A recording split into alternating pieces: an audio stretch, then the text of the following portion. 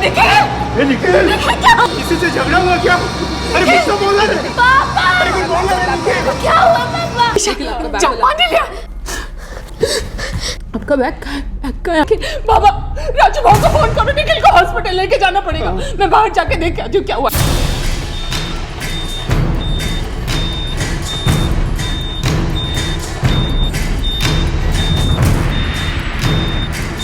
ए राजू, तू ताबड़तोब घर आ जा। निखिल को कुछ हो गया है। अहो बाबा काय झालं? वो खून से लथपथ निखिल घर पे आया और बेहोश हो गया। लेकिन कैसे? एक्सीडेंट हुआ क्या उसका? अरे मालूम नहीं है, उसको हॉस्पिटल ले जाना है, तू जल्दी आना। हिमांगी कहाँ है? हेमांगी कहीं बाहर गई, कुछ पता कर रही, पता नहीं क्या।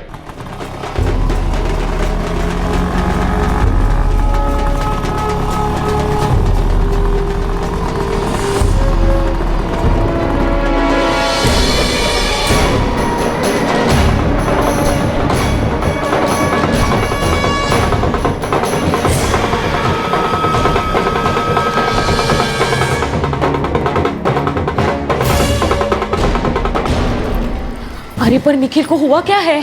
पता नहीं, बाबा ने कहा कि निखिल खून से लथपथ घर पे पहुंच गया और बेहोश हो गया। बाबा ने और कुछ कहा क्या? नहीं, अभी जाके। हेमांगी कहाँ है?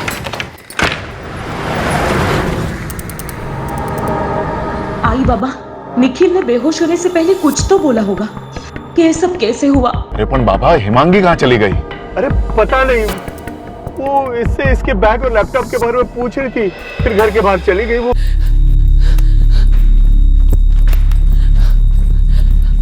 आई बाबा, निखिल कुठे आहे?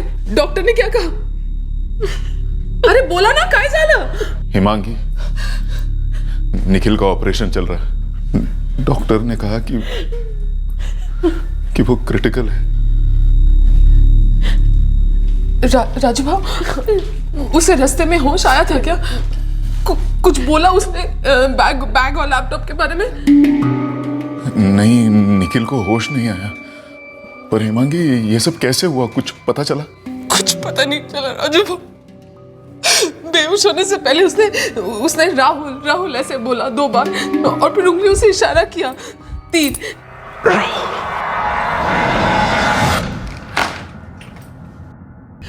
डॉक्टर साहब, मेरा बेटा कैसा है? निखिल के सर पे किसी भारी चीज से वार हुआ है। स्कल में मेजर फ्रैक्चर है और इंटरनल हैमरेज भी काफी हो चुका है। डॉक्टर साहब, जो लगेगा हम करने के लिए तैयार हैं, लेकिन आप प्लीज मेरे छोटे भाई को बचाइए। मिस्टर सानप, हम पेशेंट को बचाने के लिए पूरी कोशिश कर रहे हैं, लेकिन इस वक्त हमें पुलिस को तुरंत बुलाना होगा, क्योंकि ये कोई एक्सीडेंट नहीं है, कोई अटैक मालूम होता है। अटैक? यस।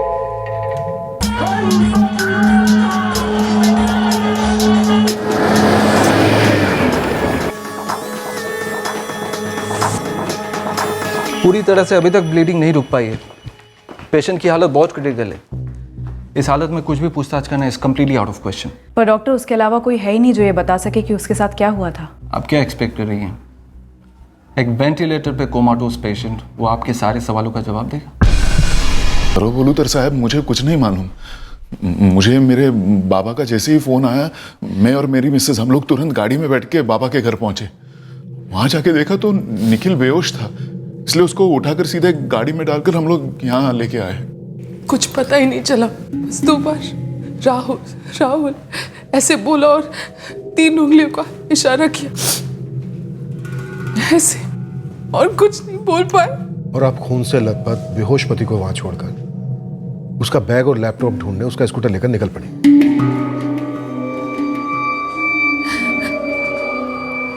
हाँ। हिमांगी जी, उस बैग और लैपटॉप में ऐसी क्या कीमती चीज थी जो आपको अपने पति की जान से ज्यादा कीमती लगी? बैग में पैसे होते थे सर। मेरे हस्बैंड निखिल पैसे ट्रांसफर करने का काम करते हैं, तो उनके बैग में हमेशा पैसे होते हैं। मुझे लगा कि कहीं पैसों की वजह से कुछ हुआ ना हो, इसीलिए मैं उनका स्कूटर लेके निकल गई थी ऑफिस की तरफ, ये पता करने के लिए कि कहीं वहां तो कुछ नहीं हुआ। तो निखिल के ऑफिस से कुछ पता चला आपको? वहां से कुछ पता नहीं चला और पैसे का बैग भी नहीं मिला। मैंने काफी ढूंढने की कोशिश की।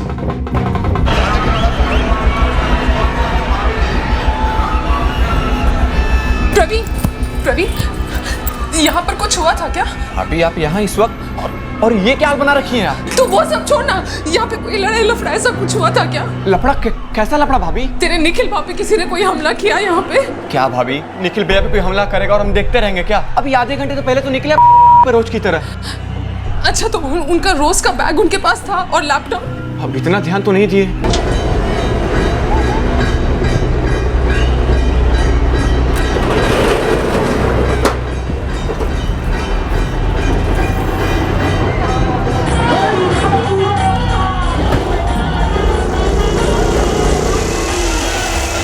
अब ऑफिस में या ऑफिस के बाहर तो कुछ हुआ नहीं था, इसलिए मैंने पूरा रास्ता चेक किया। आपने क्या चेक किया हिमांगी जी?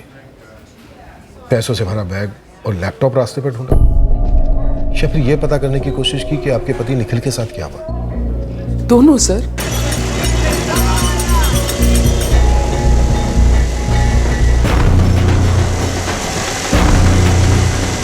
दिशा वेंचर्स नाम है निखिल की शॉप का। लोगों के पैसे ट्रांसफर करने का काम करता है। सर निखिल के बैग में किसी भी वक्त 5 से 6 लाख रुपए होते ही हैं और लैपटॉप में हमारे क्लाइंट्स के सारे अकाउंट्स। मैं भी निखिल की बिजनेस में हेल्प करती हूँ सर, सिर्फ इसीलिए मुझे निखिल के बैग और लैपटॉप की चिंता थी। सर अब तो ऐसे कह रहे जैसे कि मुझे निखिल की कोई परवाह ही नहीं है। मैंने बाबा को बोला था कि राजू भाव को जल्द से जल्द बुलवाए, और मैंने बाबा से कहा था कि निखिल को तुरंत हॉस्पिटल लेके जाना होगा। हमारा फ्लैट जो है वो बाबा के घर के पास ही है, चंद्रनगर में। निखिल का ऑफिस सुरबाड़ नाका पर है ना? जी। आपने एग्जैक्टली कौन सा रास्ता चेक किया? सर पहले मैंने सुरबाड़ नाका से शुरू किया, फिर मोरी चौक से होते हुए हमारे घर आने वाले तीर्थवाड़ी के रास्ते को चेक किया था। निखिल आज उसी रास्ते से आने वाले थे। निखिल 5 बज गए, आज जल्दी निकलो, गणपति का आखिरी दिन है, रास्ते में बहुत भीड़ मिलेगी। हिमांगी ये मेरा पहला गणपति तो है नहीं ना, बस 1-2 काम निपटा के निकलता हूँ। अरे तू टेंशन क्यों ना पोस। सेतवारी शक्करपारा के रास्ते से मत आना, वहाँ से भिवंडीचा राजा निकलेगा। तो तू अब मेरा जीपीएस भी बनेगी हिमांगी। बोला ना टेंशन मत ले, मैं अपना मोरी चौक से तीर्थवाड़ी वाला रास्ता लूंगा। हाँ मैं वही कहने वाली थी। देशमुख सुरबाड़ नाका से मोरी चौक और मोरी चौक से जो तीर्थवाड़ी की तरफ रास्ता जाता है, ये पूरा रूट स्कैन करो। हिमांगी सर आपका कहना है कि निखिल यही रूट लेने वाला था। हो सकता है ऑन द रूट अटैक हुआ निखिल पर।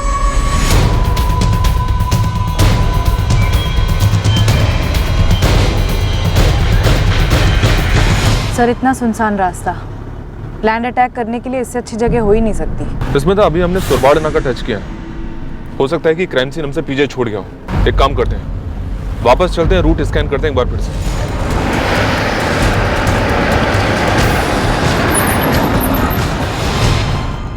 ऐसे इशारा किया था। और राहुल ने? जी हाँ, 2 बार।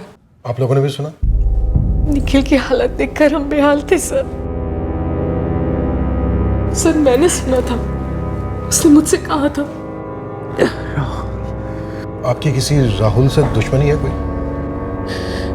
नहीं ऐसा कुछ नहीं, लेकिन हमारे ऑफिस से लगकर एक चाय नाश्ते की दुकान है, जय भवानी चाय और नाश्ता कॉर्नर। उसका मालिक यूपी बिहार साइड का है, उसका नाम राहुल है।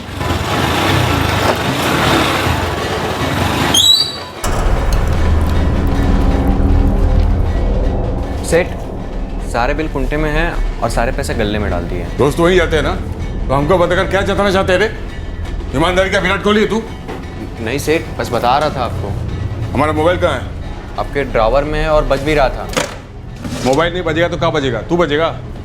सेठ वो निखिल भैया है ना दिशा वाले, उन पे हमला हो गया है। हमला? कैसे हमला? तुझे कैसे पता?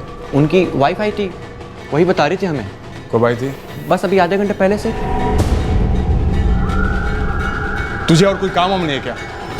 जा रसोई में देख आलू का स्टॉक कितना है, जा, नहीं तो कल के बड़े समोसे बनने से रहे। जा जल्दी बता, जा। अब ये तो फॉरेंसिक टीम ही बताएगी कि ये खून निखिल सानप का है या नहीं। कामले। जी सर। फॉरेंसिक डिपार्टमेंट को फोन करो तुरंत। जी सर। सर इतना सुनसान रास्ता, गणेश विसर्जन की चहल पहल से एकदम दूर, और बहुत शांत भी है। हिमांगी जी आप कह रही थी कि घर लौटते वक्त निखिल के बैग में हर रोज 5 से 6 लाख रुपए होते थे। जी, किसी ने ट्रांसफ़र कराने के लिए दिया या फिर किसी का ट्रांसफ़र जो हमने कराया वो कैश रहता ही था। ये पैसे तो हम ऑफिस में रख नहीं सकते थे, इसलिए निखिल रोज़ कैश घर लेकर आते थे। निखिल हर रोज 5 से 6 लाख रुपया कैश घर लेकर आते थे, तो ये बात उस पड़ोसी राहुल यादव को तो पता होगी। पता हो सकती है सर, लेकिन मुझे ये नहीं मालूम कि उसको पता है या नहीं। निखिल ने राहुल बोला था। मैं भी वही सोच रहा हूं।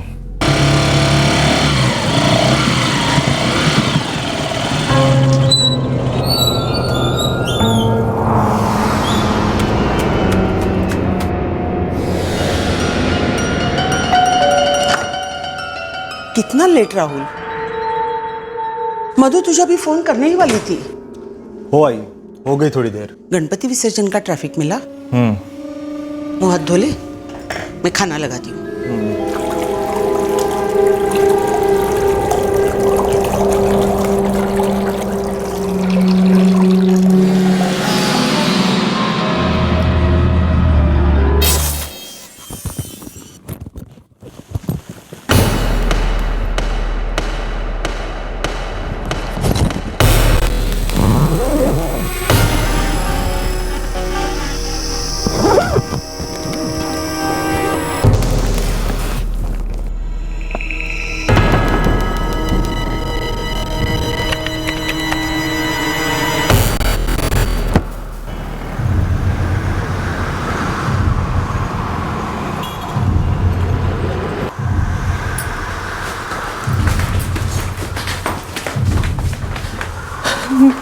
निखिल कैसे? आई एम सॉरी, आपके पति अब नहीं रहे।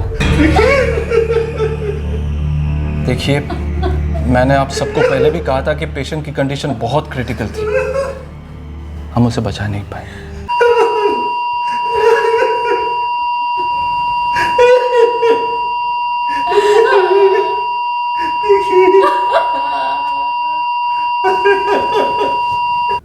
जी हाँ, लकड़े पे लगा ब्लड और रोड पे मिला ब्लड का सैंपल निखिल सानप के ब्लड सैंपल से 100% मैच करता है। कहा जा रहा है कि क्राइम सीन से घर तक निखिल खुद स्कूटर जला कर गया और घर जाकर बेहोश हो गया। हाँ, सुबह सुबह हम लोगों ने पूरे रूट को स्कैन किया था। ब्लड के और भी कई सैंपल्स मिले हैं पूरे रास्ते पर घर तक। अटैक की वजह से ज्यादा ब्लड लॉस हो गया होगा। सर 15 मिनट पहले निखिल सानप की डेथ हो गई। अटेम्प्टेड मर्डर अब मर्डर केस बन चुका है। Well plan murder. इस प्लानिंग में रूट का अहम रोल रहा होगा। निखिल का ये रोज का रूट नहीं था। मोरी चौक से कट मारकर तीर्थवाली का सुनसान रास्ता लिया उसने, और शायद कातिल को ये पहले से मालूम था।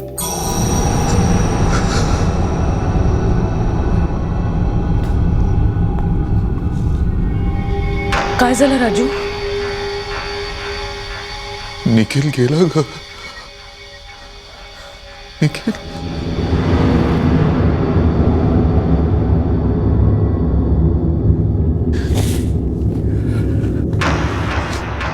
राजू, पुलिस को बता दे।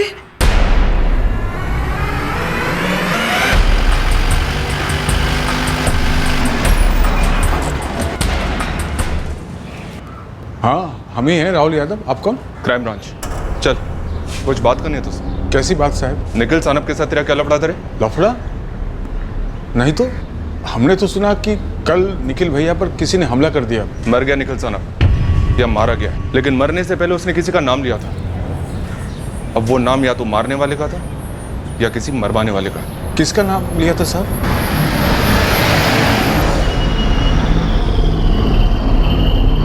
क्राइम सीन से हमें एक लकड़े का टुकड़ा मिला डॉक्टर, बहुत ही बड़ा और मजबूत। हाँ, किसी ब्लंट ऑब्जेक्ट के साथ सर पर वार हुआ है।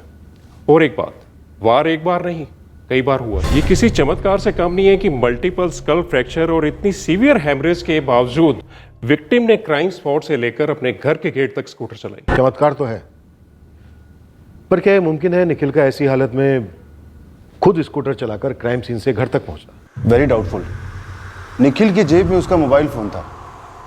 अगर वो स्कूटर चला के उतना दूर से अपने घर जा सकता है, मेन गेट खोल के घर के अंदर आ सकता है, ऐसी हालत में डोरबेल बजा सकता है, तू क्या एक फोन कॉल नहीं कर सकता मदद के लिए? और बेहोश होने के कुछ सेकंड्स पहले वो किसी राहुल का नाम लेता है और 3 उंगलियों का इशारा करता है। हम एक राहुल के फेस टू फेस इंट्रोगेट कर रहे थे, राहुल यादव को।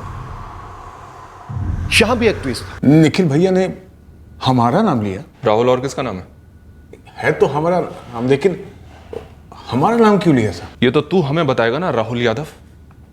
फिलहाल तो हमें 5 लाख के बारे में जानना है, जिसके बारे में तू भी जानता था। कैसे 5 लाख साहब? कौन से 5 लाख? वही 5 लाख जिसके लिए तूने निखिल सानप का सर उबले आलू की तरह कुचल दिया।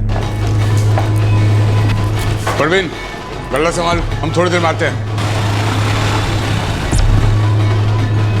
तो तुम्हारा राहुल सेठ अपना मोबाइल गल्ले पर छोड़ गया? हाँ मैडम, पहले तो देखा नहीं, फिर अचानक से नजर पड़ गई। रंजीत, 2 कप चाय लगा। हाँ भाई, लगा रहा हूँ।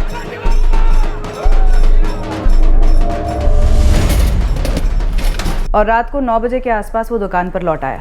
जी मैडम। तुम्हारे हिसाब से हड़बड़ाया हुआ था? वैसे हैं पैदाशी खड़ूस मैडम, लेकिन कल रात कुछ ज्यादा ही चिड़े हुए थे। वो निखिल भैया है ना, दिशा वाले, उन पे हमला हो गया है। तुझे और कोई काम हम नहीं है क्या? जरा सुबह देख। निखिल भैया के हमले के बारे में सुनते ही वो एकदम हिल से गए। क्यों हिल गया था? हमला उसी ने कराया था? अब वो हम कैसे बता सकते हैं मैडम? ये बताओ, राहुल यादव और निखिल सानप के बीच में क्या दुश्मनी थी? प्रवीण, मर्डर केस है, हमसे कुछ छुपाओगे तो ना गले के रहोगे ना रसोई के, सिर्फ जेल में सड़ोगे। वैसे मैडम, जानलेवा दुश्मनी तो नहीं है। अब अगल बगल 2 दुकानें हो तो थोड़ी बहुत तो नोक-झोंक रहती है ना मैडम। नहीं नहीं, कल सबसे पहले आपका ही काम होगा। जी जी, मैं फोन करता हूं आपको। हे राहुल, इकड़े। हाँ निखिल भैया, वो एंट्री देख एंट्री। तेरे को कितनी बार ये बात समझानी होगी कि ये कचरा यहाँ पड़ा नहीं रह सकता। कि आखिरी वार्निंग दे रहा हूँ राहुल यादव, कि तेरा गांव नहीं है, महाराष्ट्र है, महाराष्ट्र। क्या समझा? देखिए निखिल भैया, गलती मानते हैं हम अपने लड़के को 2 चमाट लगा देंगे जिसने गंद मचाई है, पर आप भी बात को लिमिट में रखिए। ये प्रांत वांत क्यों बीच में घसीट रहे हैं? तेरी ही बिरादरी के 2 लड़कों को 2 थप्पड़ लगाने से कुछ बदलने वाला है राहुल यादव? अरे तुम लोग यहाँ की कदर क्या जानो? आकर धंधा तो जमाते हो, लेकिन जमकर गंदगी भी फैलाते हो। एक छोटी सी गलती क्या हो गई? अब तो मौका ढूंढते हो बाहर वाले अंदर वाले की बात छेड़ने के लिए। छेड़ूंगा, रोज छेड़ूंगा। देख यादव, अगर आज के बाद मुझे आलू का एक छिलका भी यहाँ दिख गया ना, 4 अलग अलग डिपार्टमेंट में तेरी कंप्लेंट ठोकूंगा। सब जगह अपने लोग तेरी ऐसी वाट लगाएंगे ना कि 1 वे टिकट कटाकर लौट जाएगा जहां से भी तू आया है। आप जिसे लड़ाई वड़ाई बोल रहे हैं ना,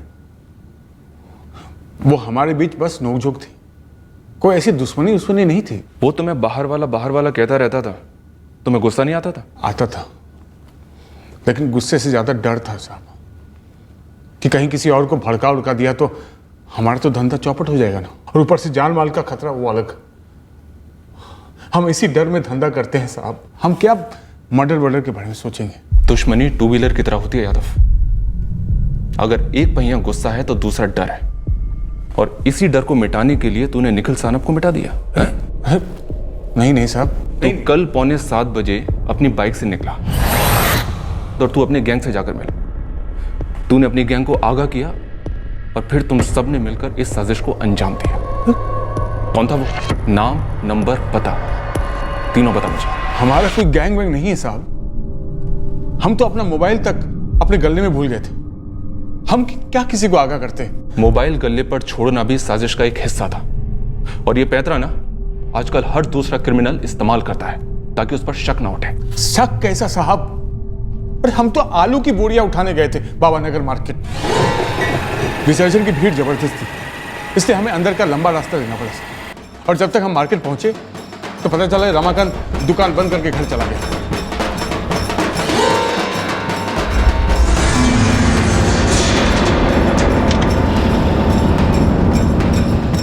वो गधा प्रवीण हमको लेट बताया कि आलू का स्टॉक खत्म हो गया है। अच्छा, गधा प्रवीण है, लेकिन आलू की बोरियां उठाने के लिए तू जाता है? वो दिमागी गधा है।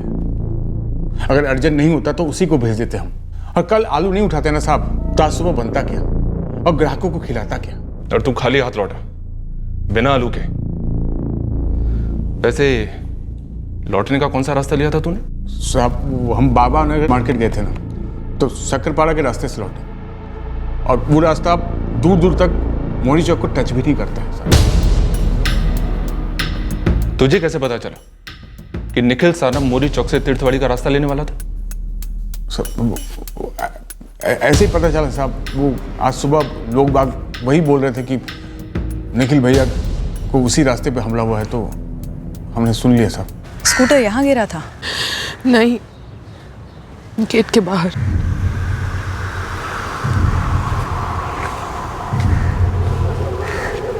निखिल ने जो कल रूट लिया था मोरी चौक से तीर्थवाड़ी वाला, वो सिर्फ कल लिया था गणेश विसर्जन की वजह से? हो, मतलब विसर्जन के 5वें और 7वें दिन पर भी वो उसी रूट से घर आए थे। काफी लंबा रास्ता है और सुनसान भी। जी, पर सेतवाड़ी शक्करपाड़ा के रोज वाले रूट में इतना ज़्यादा ट्रैफिक जाम रहता है कि घर पहुंचते पहुंचते बहुत लेट हो जाता था। इसीलिए शुरू से हम विसर्जन के वक्त वही रूट लेते थे। निखिल ने बेहोश होने से पहले सिर्फ राहुल कहा और 3 उंगलियों का इशारा दिखाया, और कुछ भी नहीं। ठीक। सर पक्का इस राहुल यादव का इन्वॉल्वमेंट है। एक तो ये मोबाइल गले पर छोड़ कर गया, फिर ये 9 बजे वापस लौटा, और इसकी हड़बड़ाई कंडीशन। 2 लोग और साथ रहे होंगे इस राहुल यादव के, क्योंकि हिमांगी ने बताया कि निखिल ने 3 उंगलियों से इशारा किया था। इस इशारे का मतलब हो सकता है कि निखिल पर 3 लोगों ने अटैक किया। सर बैग में तकरीबन 5 लाख रुपए का कैश मर्डर का मोटिव हो सकता है, या फिर 5 लाख रुपए की लूट के पीछे असली मोटिव छिपाया जा रहा है। 5 लाख रुपए की लूट काफी बड़ा बहाना लग सकता है, और मैं इस बहाने वाले एंगल से अट्रैक्ट हो रहा हूँ, क्योंकि निखिल की पत्नी हिमांगी, उस पर मुझे स्ट्रॉन्ग डाउट हो रहा है। अब छोटा मोटा घाव था तो समझ में आता, पर हिमांगी 5 लाख रुपए और लैपटॉप ढूंढने निकल पड़ी। उस वक्त निखिल की हालत क्या थी हम सब जानते हैं, तो हिमांगी ने भी देखा ही हो। लेकिन उसकी हालत किसने की, कैसे की, क्यों की? क्या निखिल की पत्नी हिमांगी इस बारे में जानती थी?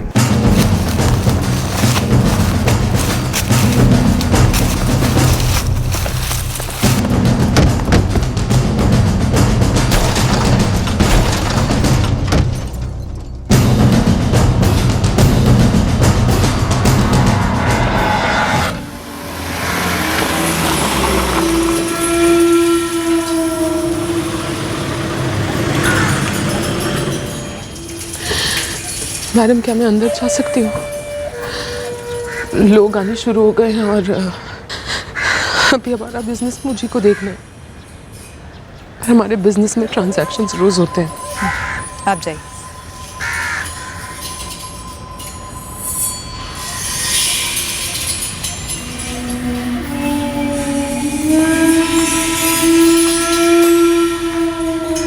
मैडम उस राहुल यादव से कुछ पता चला आपको? नहीं, पूछताछ चल रही है।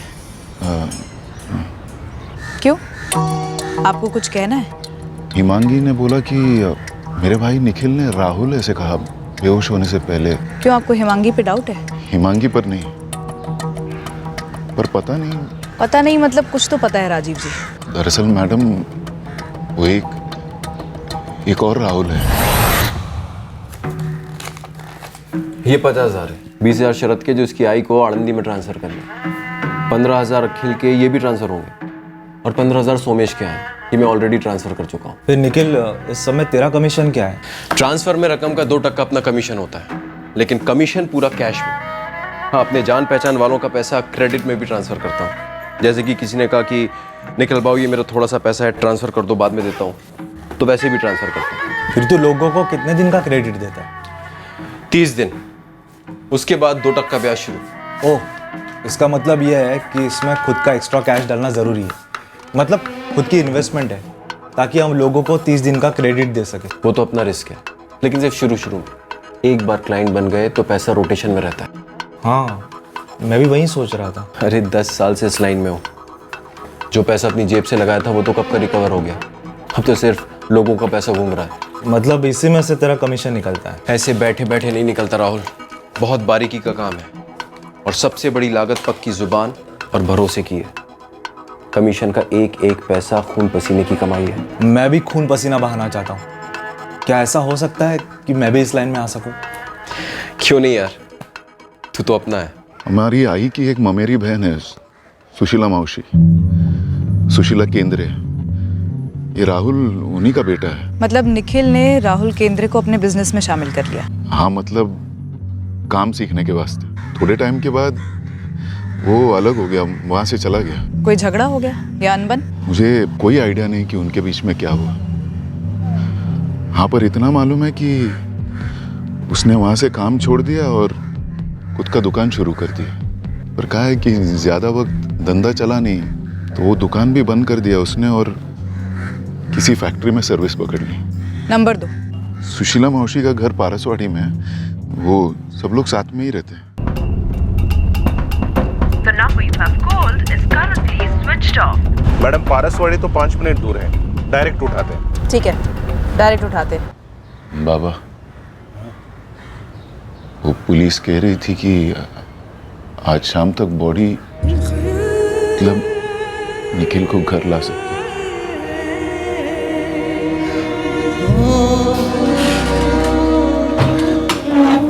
काकी, हाँ, ये बैंक में डिपॉजिट करने हैं, चेक्स भी। सतीश भाई से 10,000 रुपए लेने हैं, ठीक है? ये उनके गांव का पता है। हाँ, तुझे मालूम है ना उनका दुकान कहाँ है? वो काकी। चल।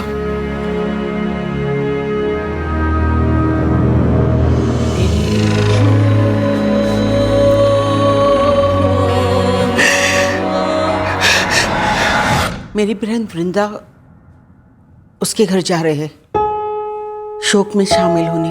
आपका बेटा राहुल कहाँ है? पता नहीं, वो सुबह से ही घर से निकला है, कुछ बताया नहीं, उसका फोन भी बंद आ रहा है। तुम राहुल की पत्नी हो? ओह, पक्का सुबह ही निकला था, कल रात को तो नहीं गया था गायब होने के लिए। क्या बोल रही है? वो रात को घर आया था, खाना खाया, सो गया, सुबह निकल गया घर से। गायब होने के लिए मतलब? गायब होने के लिए नहीं निकला होगा तो ये अच्छा होगा।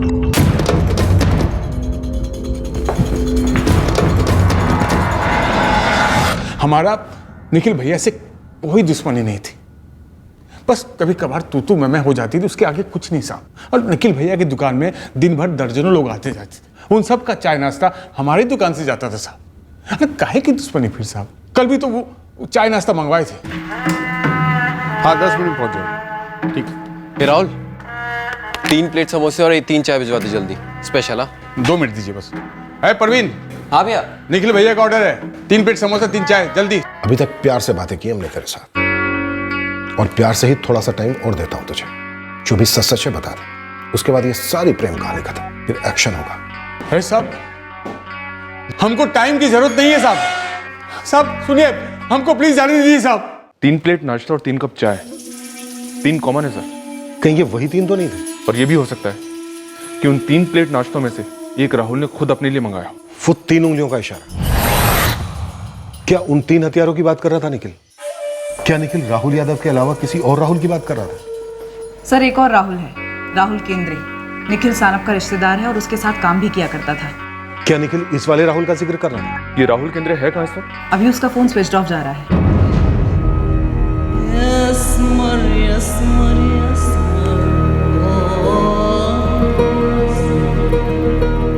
वृंदा, ये सब कैसे हुआ? समझत नहीं का, किसने दुश्मनी निकाली मेरे निखिल के पता नहीं। राजू जी, निखिल को घर कब तक ले आएंगे? अभी थोड़ी देर में।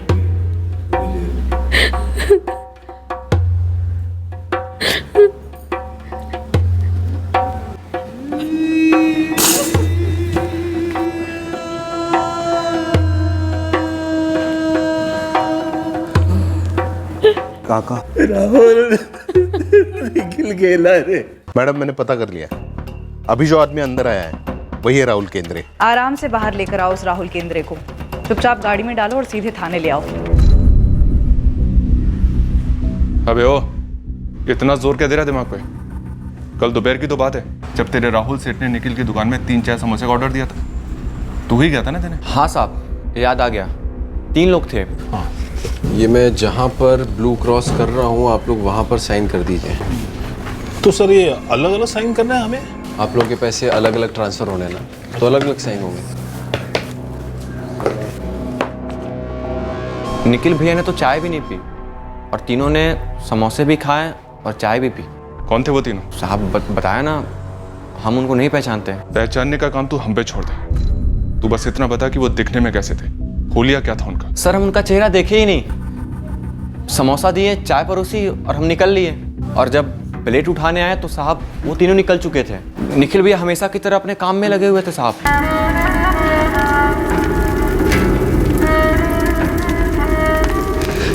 हिमांगी,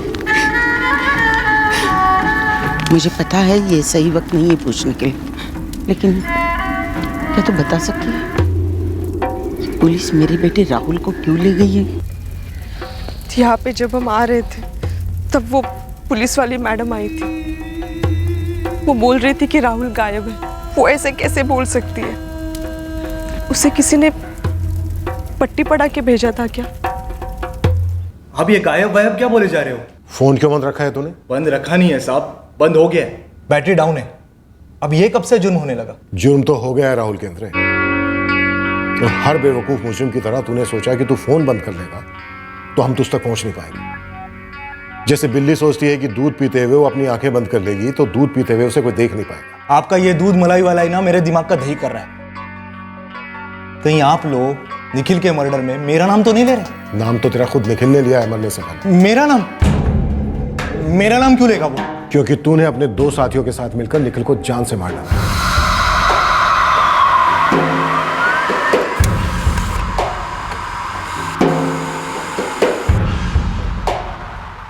वृंदातई, शांताराम बाबू, हिमांगी, क्या आपको हमारा राहुल इतना गया गुजरा लगा?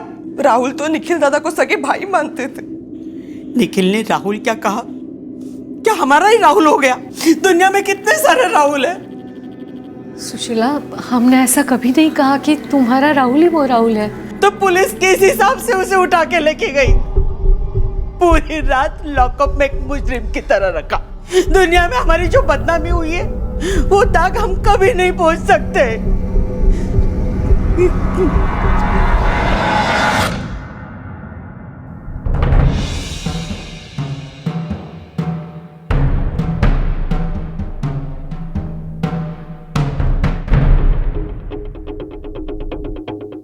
सर, राहुल यादव के फोन रिकॉर्ड से कुछ मिलने से रहा, क्योंकि शायद वो जानबूझकर अपना फोन काउंटर पर छोड़ के गया हो। और वो जो भी कह रहा है कि वो आलू की बोरियां लेने गया था, मोरी चौक से गुजरा ही नहीं, इन सब का कोई चश्मदीद गवाह नहीं है। मर्डर के वक्त उसकी मूवमेंट्स काफी शक पैदा करती हैं। हमने कुछ नहीं किया, हमको निकालो यहाँ से। हम पूरी तरह बेकसूर हैं। ओ हवलदार साहब, अपने साहब को समझा दो भाई। हमारा इज्जत का तो ऐसा रगड़ा बैटिस हो गया साहब कि पूरी जिंदगी मुंह छुपाते रहना पड़ेगा साहब। इस राहुल केंद्रे का फोन रिकॉर्ड आ गया है। परसों रात इसका लोकेशन था मोरी चौक। एग्जैक्ट टाइम वही है जब निखिल पर हमला हुआ। तो किसी जगह पर होना जुर्म है क्या? जुर्म तो मोरी चौक एरिया के पास हुआ था। मोरी चौक में और भी तो चीजें होती है। जैसे कि मेरा जिगरी दोस्त अनिल, वो भी तो रहता है वहां पर। उसके घर में 10 दिन का गणपति होता है, उसका विसर्जन होता है, लोग विसर्जन में शामिल होते हैं। मैं भी हुआ था। 7 बजे उसके घर पर वापस लौट कर भी आए थे। आप चाहे तो पूछिए अनिल से। वो मेरे घर आया था। हमने घर के गणपति का विसर्जन किया और लगभग 7 साढ़े 7 बजे हम मेरे घर लौटे। राहुल कितने बजे निकला तुम्हारे घर से? घर लौटने के बाद हम लोग ने चाय वाय पी ली। लगभग 8 बजे के करीब राहुल अपने घर के लिए निकल गया। निखिल से मिलने तो दिन भर लोग आते रहते थे। पर वो 3 लोग कौन थे? मैडम, मैं उस वक्त घर पे थी, मैं कैसे बता सकती हूँ वो लोग कौन थे? निखिल के फोन रिकॉर्ड्स में हमें कुछ भी नहीं मिल रहा है। आप एक बार अपने दिमाग पर जोर डालकर याद कीजिए, क्या निखिल ने बेहोश होने के पहले राहुल ही कहा था? निखिल ने धीरे से ही सही, लेकिन साफ साफ बोला था राहुल। एक नहीं 2 बार, ये इशारा करने के पहले। फिर से बोलूं? अब तो राहुल को छोड़ दो, उसने कुछ भी नहीं किया है। साहब, हेमांगी वहीनी ने गलत नाम सुना होगा। मेरे पति किसी का खून नहीं कर सकते, और वो भी ऐसे आदमी का जिसको वो सगे भाई मानते थे। सब अपने पूरे मोहल्ले के सामने हमारे घर की तलाशी लिए, आपको कुछ भी नहीं मिला। अब तो राहुल को आपको छोड़ना ही पड़ेगा। मुझे पता है, आपको मेरा नाम राजीव भाऊ ने बताया है। अगर कोई तेरा नाम नहीं भी बताता तो भी हम तेरे तक पहुंचे जाते। तुम तीनों दोपहर को निखिल से उसकी दुकान पर मिले, चाय पी, समोसे खाए, फिर शाम को मोरी चौक के आगे उस पर अटैक कर दिया। 5 लाख रुपए लूटे, लैपटॉप लूटा। राहुल निखिल पर वार किसने किया? वो पैसे, वो लैपटॉप कहां है? साहब, मैं आपको एक बात बताऊं, बता। साहब कहीं ऐसा तो नहीं है कि निखिल ने हिमांगी वहिनी को राहुल नहीं राजू बोला? राजू? ऐसा भी तो हो सकता है ना कि बेहोश होने से पहले निखिल ने राहुल नहीं राजू कहा हो। कौन है राजू? निखिल के बड़े भाई राजीव, जिन्हें हम सब लोग राजू भाऊ बुलाते हैं। तेरे कहने का मतलब यह है कि निखिल की पत्नी हिमांगी झूठ बोल रही है? आप खंगालिए, राजू भाऊ का पास्ट खंगालिए। उनका झगड़ा था प्रॉपर्टी को लेकर। सर, राहुल और राजू सुनने में कंफ्यूजन हो सकता है। वैसे यहाँ 2 राहुल हैं सर, एक राहुल यादव और दूसरा राहुल केंद्रे। हो सकता है सर कि हिमांगी ने सुनने में गलती की हो, या फिर एक राहुल यादव की दुकान उनके ऑफिस के बगल में है, तो शायद उसने दिमाग में पहले से राहुल ही गैस कर लिया हो। ये भी पॉसिबिलिटी है कि जो पत्नी खून से लथपथ अपने पति को हॉस्पिटल पहुंचाने के बजाय पैसों से भरा उसका बैग और लैपटॉप ढूंढने निकल सकती है, वो हमें कोई मनगढ़ंत कहानी सुना रही है। ऐसी औरत की बात को हम कितना सीरियसली ले सकते, और शायद ये राहुल कहने वाली बात भी मनगढ़ंत हो, हमें पूरी तरह से गुमराह करने की कोई चाल हो। सर, कहीं उंगलियों का इशारा किया ही ना हो, हिमांगी ने सब कुछ खुद ही रचा हो। बाबा, राजू भाऊ को फोन करो, निखिल को हॉस्पिटल लेके जाना पड़ेगा। मैं बाहर देख कर आती हूँ क्या हुआ है। हिमांगी ने निखिल से फोन करके कहा था कि वो क्राइम सीन वाले रास्ते से आए। अच्छा सुनो, सेतवारी और शक्करपाड़ा के रास्ते से बिल्कुल मत आना, वहां से भिवंडीचा राजा निकलेगा।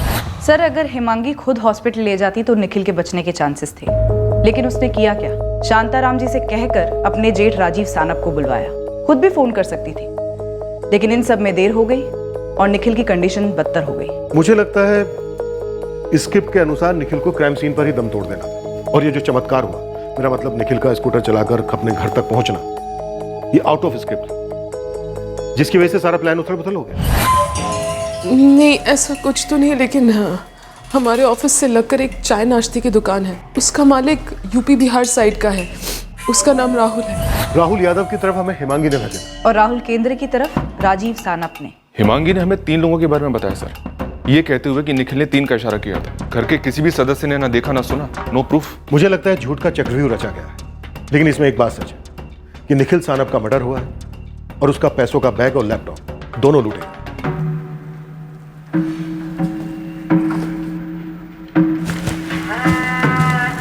हे प्रतीक, चल तुला कॉलेजला ड्रॉप करतो।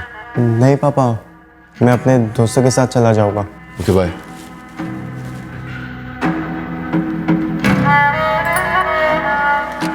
आई बाबा के घर कुछ दिन रहने जाए क्या?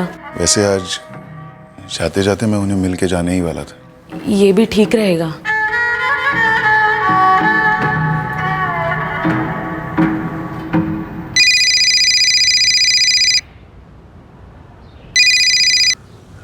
हाँ राजू भाऊ बोला। हाँ हिमांगी, क्या चल रहा है? बस मैं शाम को आके मिलता हूँ तुम्हें। ठीक है। देशो, राजीव सानप, हिमांगी सानप, दोनों के फोन रिकॉर्ड्स निकलवाओ। स्मिता, अपने खबरियों को काम पर लगा दो। सर, मैं उनकी टच में हूँ। राहुल केंद्रे ने प्रॉपर्टी का मामला बताया था, लेकिन इसके अलावा यहाँ मामला कुछ और भी है। राहुल यादव, राहुल केंद्रे, दोनों को कोर्ट में हाजिर कर कस्टडी एक्सटेंड करवाओ। जब तक किसी को भी पूरी की पूरी क्लीन चिट नहीं मिल जाती, कोई भी हमारे शक के दायरे से बाहर नहीं है।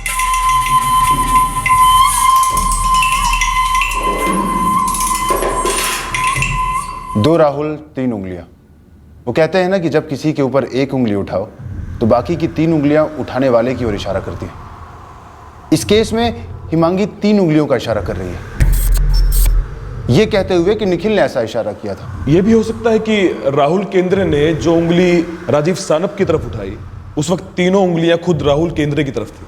सस्पिशन उस पर तगड़ा था क्योंकि क्राइम के दौरान वो क्राइम लोकेशन के आसपास ही था। यह केस एक ऐसे चौराहे पर आकर खड़ा हो गया था जहां 4 प्राइम सस्पेक्ट थे, राहुल यादव, राहुल केंद्रे, हिमांगी सानप, राजीव सानप। लेकिन इन चारों के खिलाफ हमारे पास कोई कॉन्क्रीट एविडेंस नहीं था। शक की सुई चारों पर बराबर घूम रही थी, पर आखिरकार हमने शक की सुई का इशारा पकड़ ही लिया। कैसे? दरअसल वो इशारा हमें खुद निखिल सानप ने ही दिया था।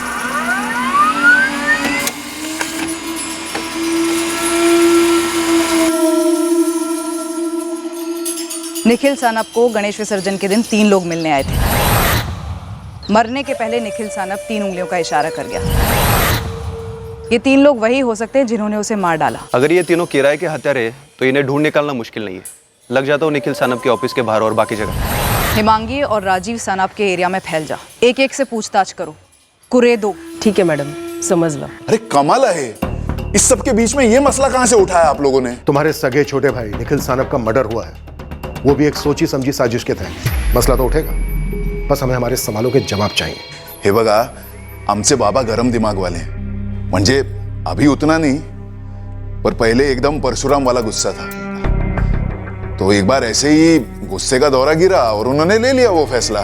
तुम्हारे घर से हमारा थाना 20 मिनट की दूरी पर है और आज कोई विसर्जन भी नहीं। तुरंत हमारे थाने पहुंचो। हो, अगर ये उस राहुल केंद्र की ही चुगली है, उसने पुलिस के दिमाग में जहर भर दिया होगा। तुम दोनों ये गंगा जमुना बहाना बंद कर दो।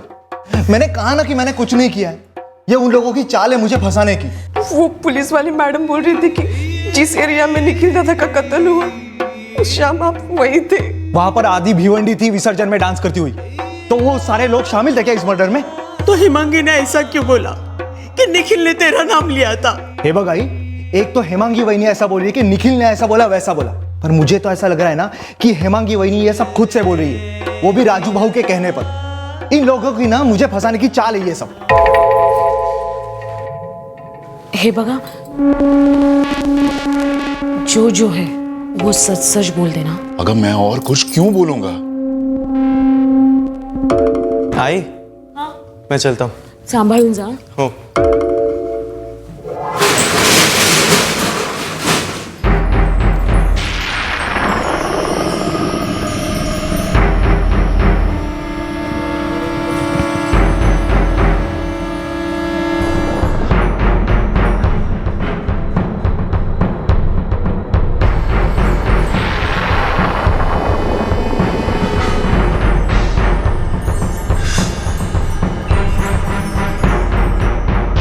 वहां तो चाय दे, और एक यहाँ चाय लगा।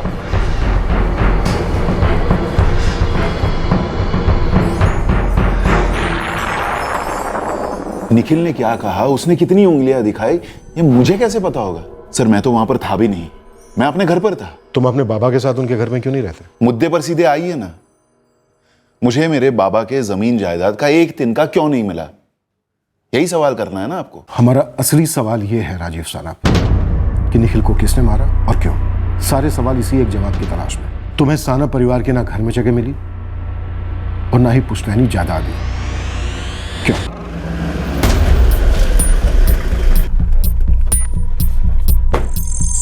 वो जो निखिल भैया की पत्नी है ना, वो बहुत आया करती थी दुकान पे। क्या कोई और भी थी जो यहाँ पे आती थी? वो सब तो हमको नहीं मालूम। तुझे नहीं पता तो किसे पता है? अगर किसी को पता होगा तो वो है प्रवीण। काहे कि राहुल सेठ के अलावा परवीन ही गले बैठता था। राजू के बारे में सवाल क्यों पूछ रही है? उसका हाथ है क्या इसमें? क्या उसका हाथ हो सकता है शांताराम जी? वैसे आपने अपनी जायदाद में से उसे कुछ भी नहीं दिया, न गांव में न यहाँ, और निखिल को सब कुछ मिला। राजू भाऊ है ना, वो शांताराम जी के बड़े बेटे, मजबूत पीता था, एकदम शराबी।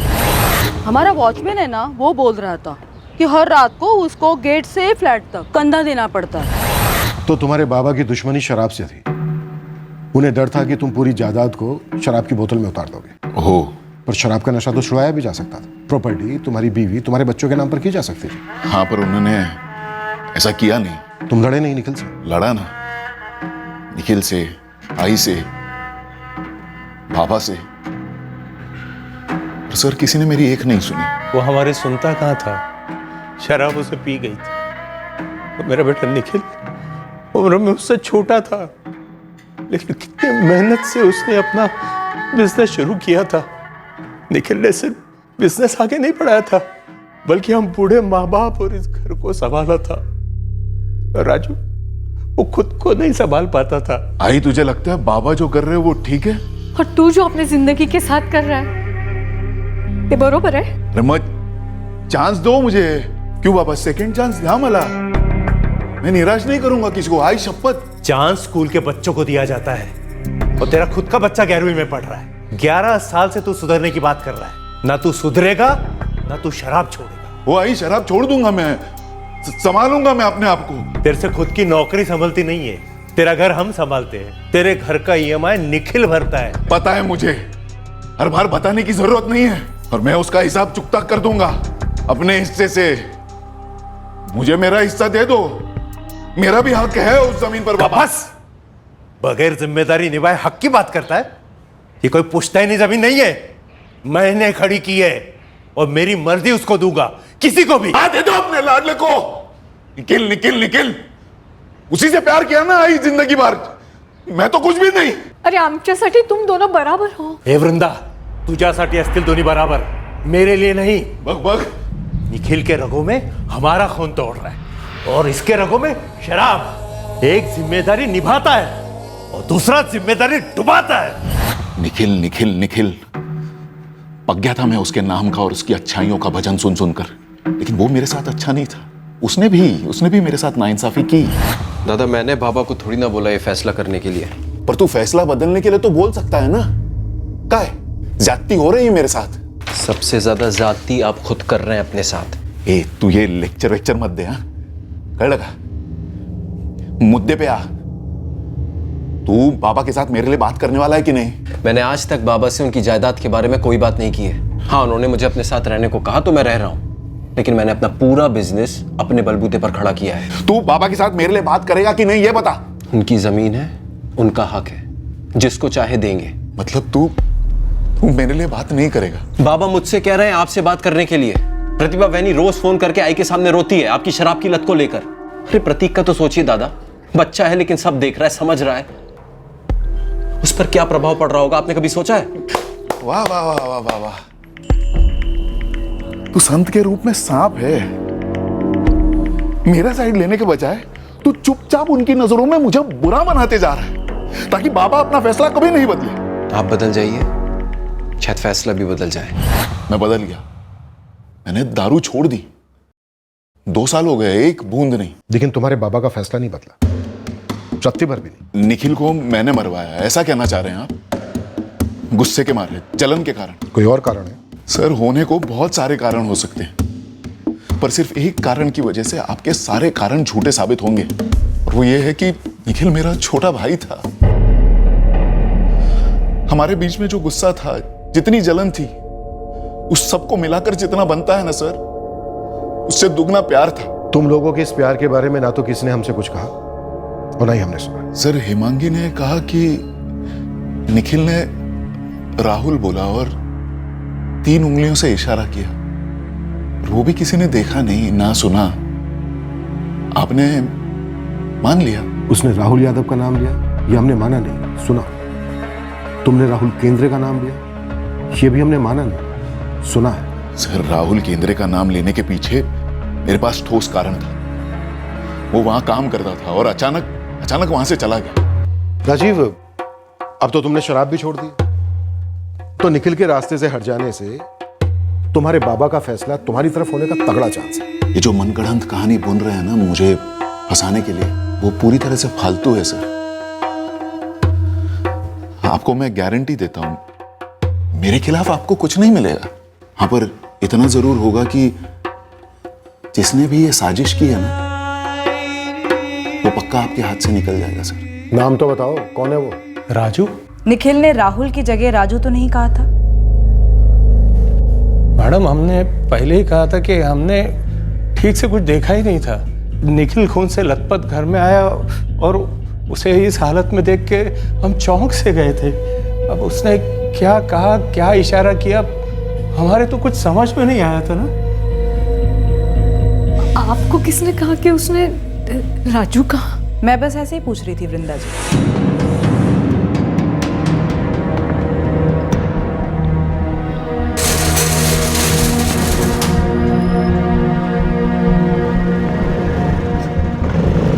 सर, ये हिमांगी सानप राजीव सानप के छोटे भाई की पत्नी है।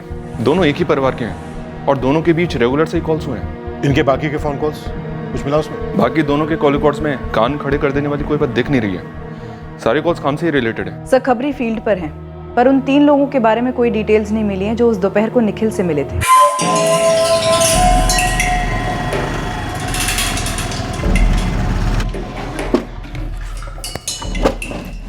हिमांगी, उस रात निखिल ने राहुल कहा था कि राजू आई ये सब आपसे किसने कहा? बोला ना। मुझे एक बात खाए जा रही है। क्या? निखिल भाऊ इतनी बुरी तरह से घायल हुए थे, बहुत खून बह गया था, वो बेहोश भी हो गए थे, पर हेमांगी वो बैग और लैपटॉप के पीछे भागी। कुछ समझ में नहीं आ रहा है। ये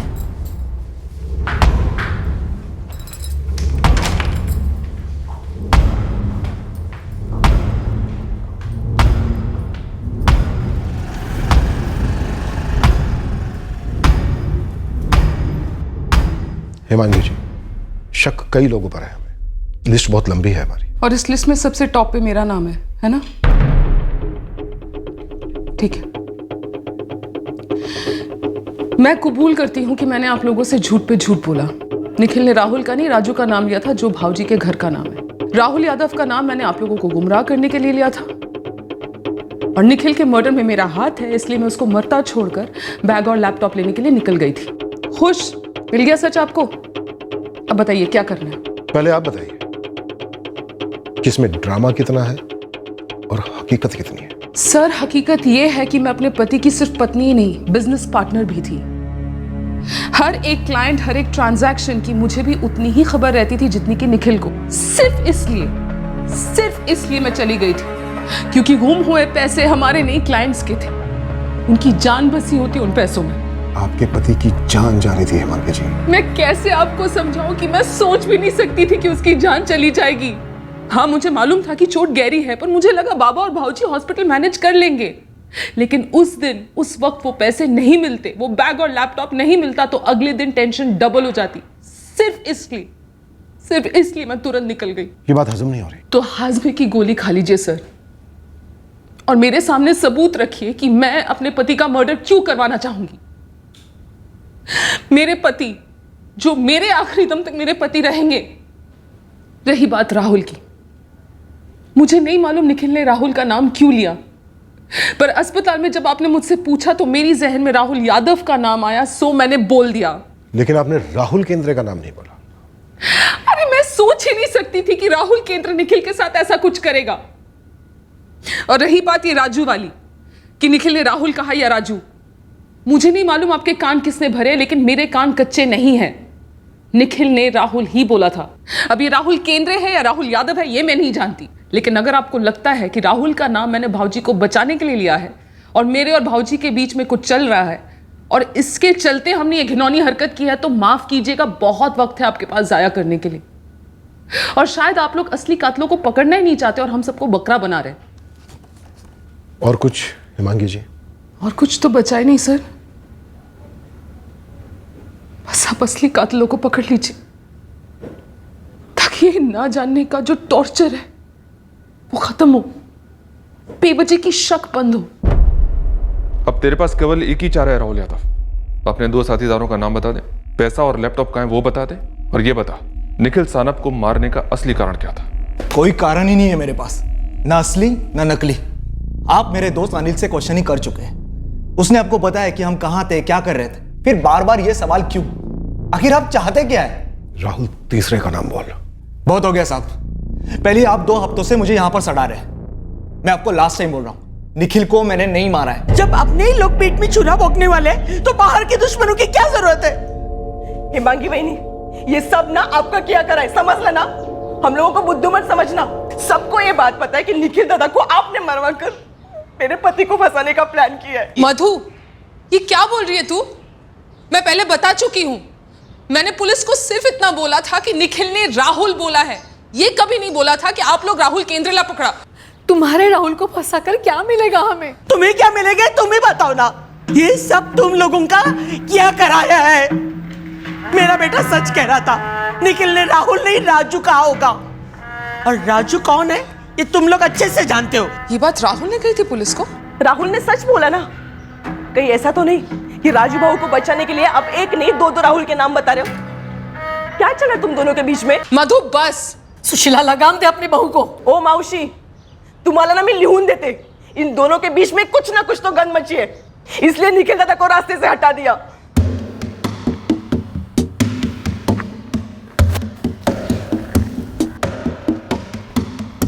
सर, हिमांगी ने निखिल से कंफर्म तो किया था कि वो इसी रूट से घर जाएगा या नहीं, और हमलावर घात लगाकर बैठे। अभी के लिए हम हमारे सारे एंगल एक साइड करते हैं। विसर्जन के 10वें दिन के पहले, विसर्जन के 7वें और 5वें दिन निखिल ने यही रूट लिया था घर पहुंचने के लिए। ऐसा हिमांगी का कहना है। विसर्जन के 5वें और 7वें दिन पर भी वो उसी रूट से घर आए थे।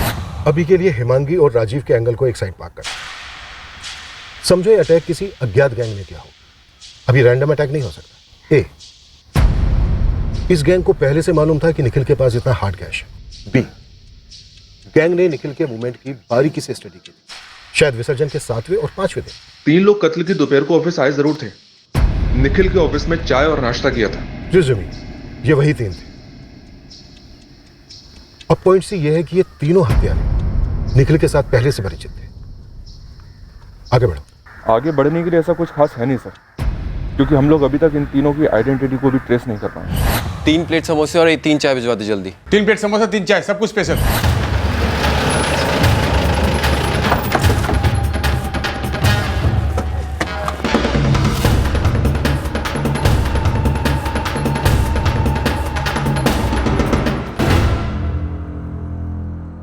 निखिल के रूट की स्टडी की शुरुआत यहीं से की गई होगी। शाम के इसी वक्त उसका क्लोजिंग टाइम होता था। शायद वो तीनों पहले से मोरी चौक पे मौजूद नहीं होंगे, यहीं से पीछा करते हुए गए होंगे। चलो एक सेकंड के लिए मान लेते हैं कि हिमांगी जो कह रही है सही कह रही है कि निखिल ने राहुल कहा और 3 उंगलियां उठाई। तो क्या राहुल यादव ने निखिल पर अटैक किया? पॉसिबल है सर। निखिल ने राहुल यादव को अटैकर्स में पहचान लिया होगा, या फिर ये राहुल अटैकर्स में नहीं था पर उनके साथ कनेक्टेड था। मतलब सर, उसने 3 हमलावरों को इस चाय नाश्ते की दुकान में देखा हो जो राहुल यादव की है। या शायद वो तीनों राहुल यादव की दुकान में काम करते होंगे। होते हैं ऐसे रेयर केसेस जहां महीनों की इन्वेस्टिगेशन के बाद भी एविडेंस का एक कतरा भी हाथ नहीं लगता। सर, ये जो 2+2 करते हुए आपने जो एंगल सोचा था कि 3 लोग राहुल के रेस्टोरेंट में बैठे रहे होंगे, निखिल की मूवमेंट स्टडी की होगी, उसे फॉलो किया होगा, ये एक सेंसिबल एंगल मालूम पड़ता है। 1-2 ट्रायल भी किए होंगे और फिर गणपति विसर्जन के 10वें दिन स्ट्राइक कर दिया। उस दिन शोर भी काफी रहा होगा और इससे अटैकर्स की और हेल्प हुई होगी। अटैकर्स ने पैसे और लैपटॉप छीन लिया था।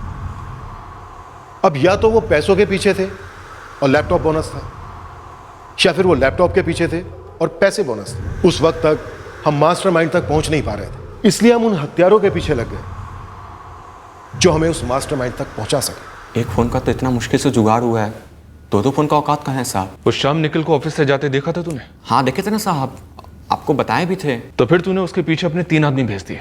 हमने किसी को नहीं भेजा निखिल भैया के पीछे, और आप हमसे ऐसा काहे पूछ रहे हैं? प्रवीण के पिछले 1 महीने के एक कॉल को स्कैन करो, जरा सा भी शक हो तो उसे फॉलो करो। किसी से बात करनी पड़े, किसी को उठाना पड़े, सीधे ले आओ मेरे पास। सब छटा हुआ सुपारी वाला होता तो ठोक देता, या फिर तलवारी और रामपुरी से काम कर देता। ये लकड़ी से वार, और फिर वो निखिल का बचना। प्रोफेशनल लोग नहीं हो सकते। नौसिखिए हो सकते हैं, या फिर कोई सुपारी वाला भी हो सकता है जिसने ये दिखाने की कोशिश की हो कि ये सुपारी नहीं थी। साहब, मुझे तो लगता है घर की मुर्गी घर ही पर हलाल की गई।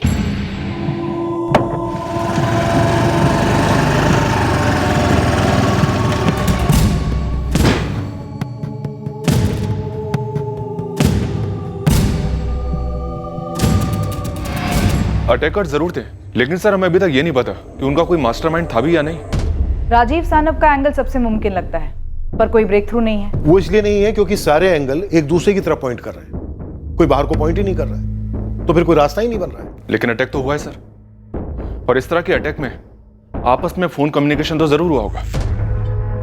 एक रास्ता है सर, थोड़ा मुश्किलात भरा है, लंबा है। इस वक्त एक पगडंडी, एक खुली खिड़की, छत में एक छोटा सा छेद भी मोर देन वेलकम है। देशमुख, बोला क्या रास्ता सोच रहे हो? सर, मर्डर वाले दिन का उस सारे रूट का डम डेटा निकलवाते हैं। सुरबाड़ा नाका, जहां निखिल का ऑफिस है, वहां से लेकर मोरी चौक और तीर्थवाड़ी वाला रास्ता जहां निखिल पर अटैक हुआ। 10वें दिन का विसर्जन, हजारों लोगों के फोन ऑन रहे होंगे उस इलाके में, फिर भी कोशिश तो की जा सकती है। लग जाते हैं।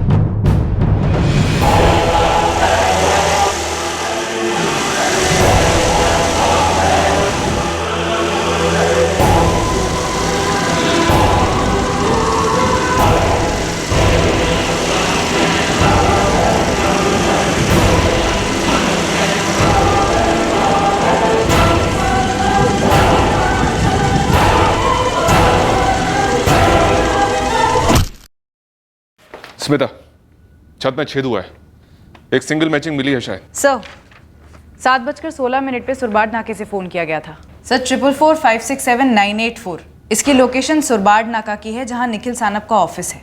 444 567 984 984।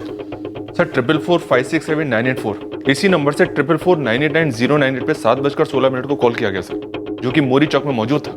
444989098 7:16। इस नंबर की लोकेशन 7:28 पर सुरबाड़ नाका से निकलकर मोरी चौक पहुंचती है और इस नंबर से मिलती है। सर निखिल के इंस्ट्रूमेंट लोकेशन ट्रैकिंग के लॉग में उसकी लोकेशन 7:23 पर मोरी चौक पर थी। मतलब यह अनुमान लगाया जा सकता है कि अटैकर का यह नंबर निखिल के मोरी चौक पहुंचने के 5 मिनट बाद पहुंचा होगा, जहां पर यह नंबर पहले से मौजूद था।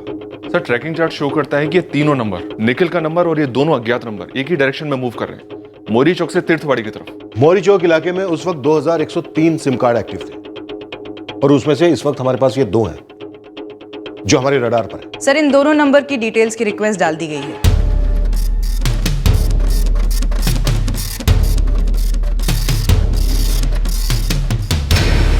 सुरबाड़ नाका पर जो ये नंबर था 444567984 ये किसी अमोल खेड़ेकर के नाम पर है और मोरी चौक पर जो नंबर था 444989098 ये किसी तुषार पालवे के नाम पर है। अमोल खेड़ेकर वाला नंबर 7:28 पर तुषार पालवे वाले नंबर को ज्वाइन करता है। सर ये दोनों आपस में रेगुलरली टच में रहे हैं, इसके सबूत इनके कॉल रिकॉर्ड्स में मिलते हैं। और ये किसी राकेश निगम के कॉल रिकॉर्ड है सर। राकेश निगम, तीसरी उंगली हो सकता है सर, ये रेगुलरली तुषार के कॉल रिकॉर्ड्स में दिखता है। और सर यही नंबर 444521322 अमोल के कॉल रिकॉर्ड्स में भी फ्लैश होता है। इसका मतलब दोनों के बीच में कॉमन है। 444521322 अमोल खेड़ेकर, तुषार पालवे और राकेश निगम, इन तीनों का एड्रेस भी है हमारे पास और फर्जी भी नहीं है। इन तीनों नंबर्स की एक एक डिटेल निकालो और इन तीनों नंबर्स को हिमांगी, राजीव और दोनों राहुल, प्रवीण इनके नंबर्स के साथ स्कैनिंग करते हैं और ऑफ कोर्स निखिल के नंबर के साथ, और अगर जरूरत पड़े तो पूरे 1 साल की डिटेल्स निकालो।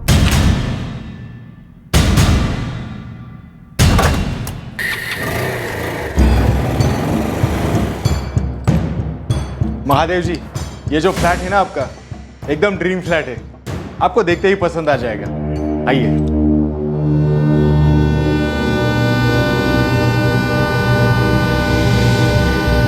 देख मधु, पहले ही मेरा दिमाग सटका हुआ है, अब तू भी मुझ पे शक करेगी ना तो मेरा कंट्रोल खत्म हो जाएगा। हमारे कंट्रोल का भी तो सोचो, हम पे क्या बीत रही है। राहुल, पुलिस वाले आपको क्यों छोड़ नहीं देते? देख मेरे जले पे ना तू चाट मसाला मत छिड़क, अब यही दिन बाकी रह गया था कि अपने ही घर वाले मुझ पे शक करेंगे।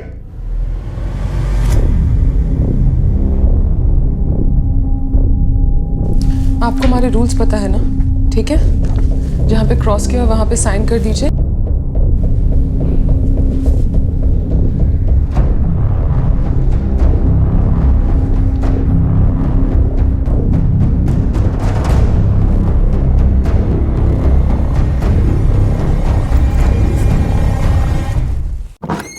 सर हिमांगी, राजीव, राहुल यादव, राहुल केंद्रे या प्रवीण, इनमें से किसी के भी रिकॉर्ड्स में अमोल खेड़ेकर, तुषार पालवे या राकेश निगम, इनमें से किसी के भी साथ कोई कनेक्शन नहीं मिल रहा है। और इन तीनों की बैकग्राउंड रिपोर्ट आनी अभी बाकी है। जी सर। चलो इन तीनों की पूरी डिटेल रिपोर्ट आने देते हैं, फिर देखते हैं निखिल सानप मर्डर केस में इन तीनों का क्या कनेक्शन बनता है या फिर नहीं बनता है। सब number 1 connection Amol Khedekar, DTP की दुकान में काम करता है। सब नंबर 2 कनेक्शन राकेश निगम, स्टेट एजेंट के पास काम करता है, लोगों को घर वर दिखाता है। लेकिन ये राकेश निगम तो तीसरा है ना, बीच का दूसरा कहाँ गया? तुषार पालवे। ये तुषार पालवे ही आपकी केस क्लोज करेगा सर जी, यही मेन मुद्दा है आपका। हिस्ट्री शीटर है, डोंबिवली की रायपाड़ा में इसने धूम मचा के रखी है। History sheeter? डोंबिवली थाने में हिस्ट्री है इसकी। बड़े साहब, आप उनको एक पंटर बोला, हाल ही में ये तुषार बहुत शाइनिंग मार रहा है। शाइनिंग म्हणजे? जब किसी की जेब भरी हो वो शाइनिंग मारता है, दिखावा। ये तुषार क्या दिखावा कर रहा था? उसके बेटे का नाम सनी है, तो उसने है ना सनी के नाम का स्टिकर बनवाकर अपनी नई बाइक पर चिपका दिया। कब खरीदा उसने ये बाइक? एक 20 दिन हो गए होंगे। 20 दिन पहले मतलब निखिल पर जब ये हमला हुआ, लगभग उसके 1 हफ्ते बाद। साहब ये आपकी तीसरी उंगली, राकेश निकल। इसके पास भी नया बाइक आया है, चकाचक बाइक, और वो भी सेम टाइम पे। ये अमोल खेड़ेकर ने भी नया बाइक खरीदा है क्या? नहीं, और ना ही उसके ऊपर कोई एक्स्ट्रा खर्चा सामने आया। लेकिन वो हिस्ट्री वाला है ना, तुषार पालवे। हाँ वही, उसके ऊपर तो बहुत कर्जा था, लेकिन उसने एक ही शॉट में पूरा कर्जा चुकता कर दिया। पूरा? हाँ। क्या प्रॉब्लम क्या है तेरे को? मतलब वो राजेश पालवे के बारे में कुछ ज्यादा ही पूछ रहा है तू, क्या हुआ? नहीं वो आपने उसको लोन दिलवाया था ना, तो मेरे को भी मांगता है लोन। तेरे को? हाँ। उसने सोना रखा था, तू क्या रखेगा? क्या है क्या तेरे पास? मिलिंद भाऊ, सोना होना नहीं है मेरे पास, लेकिन अगर ऐसे ही मिल सकता है तो मतलब भरोसे पे। भरोसा रद्दी के भाव में भी नहीं बिकता आजकल। और जिस कंपनी से मैंने तुषार को लोन दिलवाया ना, वो सोने के अलावा कुछ लेते भी नहीं है भाई। सोना दे दो, रोकड़ा लेके जाओ, रोकड़ा लेके आओ, सोना छुड़ा के लेके जाओ। मतलब तुषार ने पूरा पैसा लौटाकर सोना वापस ले लिया? कुछ 15 दिन हुआ होगा। सब पैसा एक फटके में चुकाया, सोना छुड़ा के लेके गया वो। तुषार पालवे, राकेश निकम नई बाइक्स खरीदते हैं। तुषार पालवे इस लूट का हिस्ट्री शीटर, अपना लोन चुकता करता है और अपना सोना छुड़वाता है। और ये सब हुआ निखिल पर अटैक करने के बाद, उससे 5 लाख रुपए लूटने के बाद। निखिल ने भी 3 उंगलियों का इशारा किया था। इन तीनों को उठवाने का करेक्ट टाइम है अभी। साहब, अरे साहब चार्ज तेरी सांगा ना साहब। बाइक तबे में ले पाटिल। अरे बाइक अभी क्या किया तूने तुषार? अरे कुछ नहीं किया मैंने, कुछ नहीं होगा साहब। अरे साहब बाइक तो मेरी अपनी है, मैंने खुद खरीदी है रोकड़ा देकर साहब। रोकड़ा आया कहां से तेरे पास? डालो इसे अंदर। अरे साहब मेरी बात तो सुनो साहब। मैडम कुछ तो बोलिए, क्या हुआ? कहाँ ले जा रही है आप? तुझसे अकेले में बात करनी है राकेश ने कहा। क्या बात? 5 लाख की। 5 लाख? सब कसले 5 लाख? मेरे पास कुछ भी नहीं है साहब। अरे पूरा 5 नहीं तो कुछ तो आया होगा तेरे पास। चल बैठ अंदर।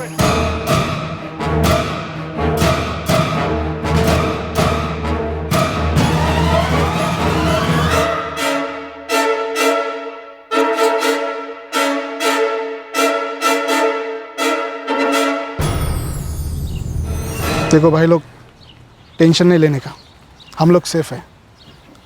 हम तक पुलिस इस जन्म में तो आने से रही, तो नॉर्मल रहने का। विक्टिम निखिल सानप ने 3 उंगलियों का इशारा किया था। 3 उंगलियां इन्हीं तीनों को रिप्रेजेंट कर रही थी शायद। पर राहुल का क्या?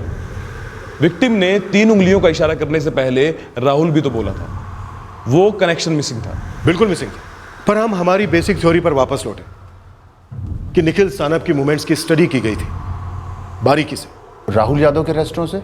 करेक्ट। उस दिन मैं मोरी चौक पे क्या कर रहा था, मतलब मुझे कुछ याद नहीं है साहब। कुछ काम होगा मेरा। काम ही था निखिल सानप को मारने का काम। कौन निखिल सानप? नई बाइक? हाँ तो खरीदी ना सर मैंने नई बाइक। उसमें क्या? उसमें जो तूने डाउन पेमेंट फुल कैश में किया है, उतना कैश आया कहां से तेरे पास? क्या साहब कमाल करते आप भी। करोड़ों की थोड़ी ना बाइक है, धीरे धीरे करके मैंने पैसे जमा के रखे थे। तो निखिल के मर्डर से कितना कमीशन कमाया तूने? मैंने आपको पहले ही बोला है, मैं किसी निखिल विकिल को नहीं जानता। मैडम मैं सच बोल रहा हूँ, मुझे नहीं पता ये निखिल सानप है कौन। और तुषार पालवे, राकेश निकम, इनको भी नहीं जानता तू? ये दोनों मेरे दोस्त हैं। गणपति विसर्जन के 10वें दिन तू इन दोनों के साथ शाम 7:30 बजे मोरी चौक पर क्या कर रहा था? उसके पहले तू सुरबाड़ नाके पर था, निखिल सानप के ऑफिस के बाहर। ये बात मैं हवा में नहीं कह रही हूँ, तुषार और राकेश ने मुझे बताया। सब उगल दिया उन लोगों ने। राकेश तो यहाँ तक कह रहा था कि ये सारा तेरा प्लान है, तूने वो लकड़े का इंतजाम किया और तूने निखिल का सर फोड़ा। क्या? हाँ, वो तो ये भी बोला कि ये सब तुमने 5 लाख रुपए के लिए किया जो निखिल सानप से लूटे।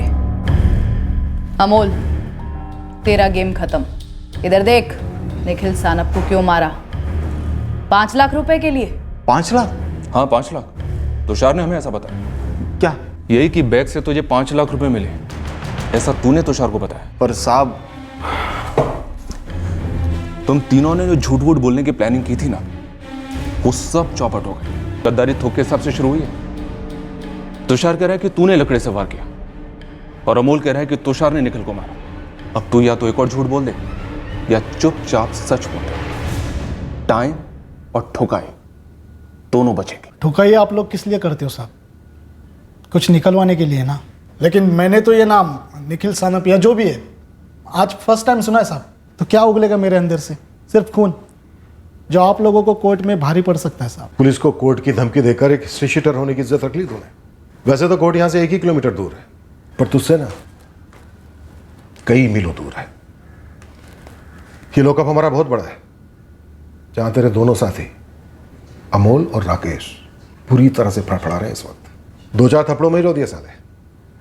तेरी पूरी हिस्ट्री बताई, ये भी बताया कि तेरी पुरानी बाइक का इस्तेमाल किया गया था।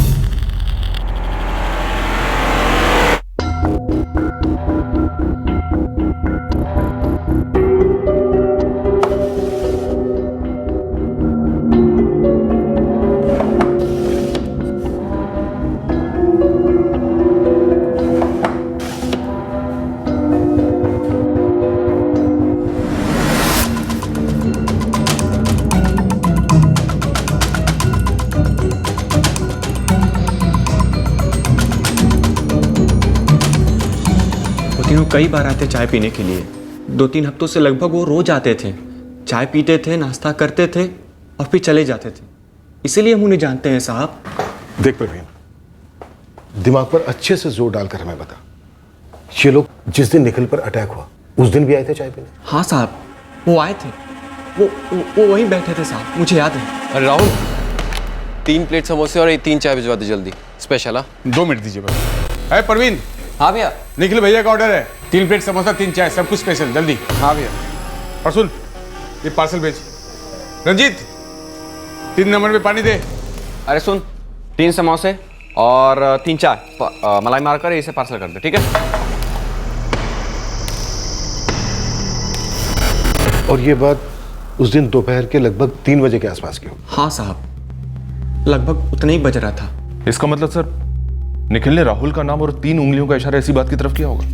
शायद वो ये कहना चाहता था कि राहुल यादव की रेस्टोरेंट में बैठे थे ये तीनों। या फिर 3 उंगलियों का इशारा 3 बजे के लिए होगा। निखिल ने उन तीनों को पहचान लिया होगा अटैक के टाइम, और ये कहना चाह रहा होगा कि ये तीनों 3 बजे राहुल यादव के रेस्टोरेंट में बैठे थे। 3 प्लेट समोसे और 3 चाय भिजवा दे जल्दी, स्पेशल। है परवीन, निखिल भैया का ऑर्डर है, 3 प्लेट समोसा, 3 चाय, जल्दी स्पेशल, जल्दी जल्दी। हम सिर्फ अंदाजा लगा सकते हैं कि निखिल ने उन्हें देखा या नहीं देखा चाय पीते, लेकिन इतना जरूर है सर, इस राहुल यादव की दुकान और इन तीनों के बीच के कनेक्शन को निखिल ने हाईलाइट जरूर किया, जितना हो सके उतना। हमारे हाथ में अब 3 सस्पेक्ट जो 100% हमलावर। अब हमें उन तीनों से यह गुलाना है कि एग्जैक्टली क्या हुआ था और मास्टरमाइंड कौन है इस साजिश का। साहब, वो अमोल खेड़ेकर, पतलून गीली कर दी उसने, बोल रहा है सब कुछ बोलने के लिए तैयार है। स्टोर रूम से दूसरी पतलून दोस्त साले तैयार करो कबूलनामे। साहब, वो 5 लाख नहीं थे। ज्यादा थे? नहीं साहब, कम थे, 3 लाख थे साहब। 3 का तीनों में बंटवारा, सबका 1-1 लाख। बंटवारा कहाँ किया? अटैक के बाद तुषार पैसों और लैपटॉप की बैग लेके अपने घर चला गया। उसी रात 11 बजे उसने हमें अपने घर बुलाया। ये जितना भी माल है पूरा आपस में बराबर बांट लेते। पैसे तो बाई चांस मिले होंगे, पर मार डालने की असली वजह क्या थी? सुपारी दी थी किसी ने?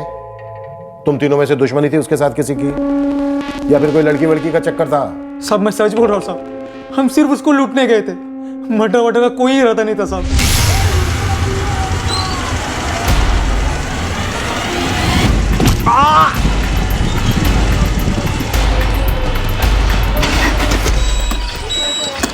तो 2 हफ्तों से तुम तीनों राहुल यादव की दुकान पर बैठकर निखिल सानप की फील्डिंग कर रहे थे? हाँ साहब, हम उसका पीछा ही कर रहे थे। हमने देखा 5वें और 7वें दिन उसने मोरी चौक का रास्ता लिया। फिर हमने अंदाज़ा लगाया कि 10वें दिन भी ये उसी रास्ते से जाएगा।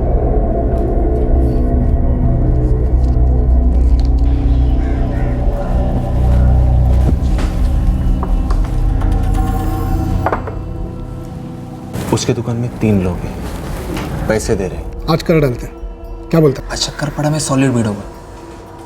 उसने 5वें और 7वें दिन उसने मौरी चौक का रास्ता पकड़ा था, और शायद आज उसी रास्ते से जाएगा वो। एक काम करते हैं, मैं और राकेश पहले से मोरी चौक पर रेडी रहेंगे। अमल तो यहीं पे रुक, और जैसे ही अपना हीरो दुकान से निकलेगा हम लोगों को फ़ोन करना, फिर तीनों मिलके उसको हल्का कर देते, तगड़ा माल लग जाएगा हाथ।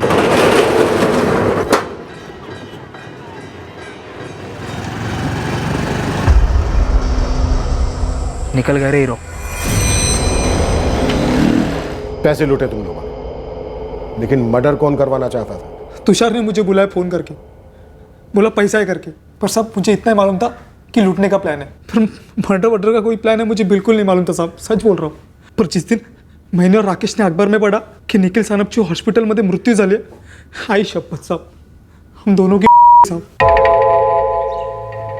देखो भाई लोग, टेंशन नहीं लेने का, हम लोग सेफ हैं। हम तक पुलिस इस जन्म में तो आने से रही, तो नॉर्मल रहने का। मर गया वो निखिल सानप, हम सब भी एक दिन मर जाएंगे, तो क्या करें, टाइम टाइम की बात है। अरे पर उसकी मौत हमारे सर पे आएगी ना, तब क्या करने का? कुछ नहीं करेंगे। पहली बात तो ये मर्डर है ही नहीं, और दूसरी बात हमारा नाम आने का चांस ही नहीं। देख राकेश, अमोल कोर्ट में अपना जुर्म कबूल करने और तुम दोनों के खिलाफ गवाही देने के लिए तैयार हो गया। मर्डर और जो कैश तुम लोगों ने लूटा, वो कोर्ट में हमारी तरफ से इसका गवाह होगा। सिर्फ लूट? क्योंकि मारने वारने का तो हमारा प्लान ही नहीं था। मारने वारने का प्लान नहीं होता ना तो उसे मारते ही नहीं, सर पे भारी लकड़े से कई बार मजबूती के साथ सिर्फ मारने के लिए हो सकते हैं, सिर्फ मर्डर करने के लिए। सर वो बैग छोड़ ही नहीं रहा था, इसीलिए कई बार करने पड़े। तुम 3 लोग मिलके बैग नहीं छुड़ा पा रहे थे, किसको बचाने की कोशिश कर रहा है? सीधे सीधे बोल कि कौन चाहता था कि निखिल सानप मर जाए। यार सोना ही तो गिरवी रखा है ना, छुड़ा लेगा जल्दी। कैसे छुड़वाऊंगा यार, एक तो ब्याज पे ब्याज चढ़ रहा है, ऊपर से बच्चा हुआ तो काफी टाइम से बड़ा हाथ भी नहीं मारा।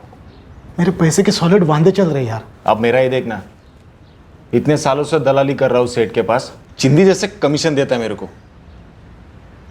दिन रात यही सोचते रहता हूँ कब खुद की स्टेट एजेंसी खुलेगी। अच्छा सुन, तू ये बड़ा हाथ बोलता है, वो कितना बड़ा होता है?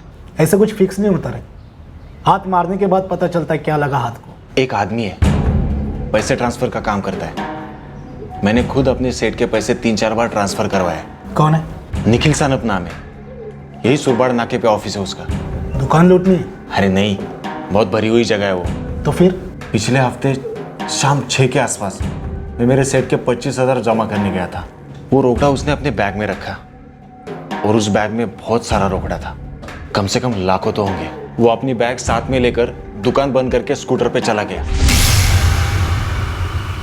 तुषार ने कहा और एक आदमी लगेगा, तो हमने अमोल को लाया। सर हम तीनों ने मिलकर पूरी प्लानिंग की थी, मगर वो प्लानिंग में एक बार भी जान से मारने का जिक्र विक्र भी नहीं हुआ था। तो तुम लोगों को पहले से पता था कि बैग में 5 लाख रुपए होंगे? लाखों होंगे पता था, लेकिन कितने वो नहीं था। सर वो बैग में 5 नहीं 4 लाख थे। तू बोल रहा है 4 लाख थे, अमोल बोल रहा है 3 लाख थे। ये क्या प्लानिंग हुई?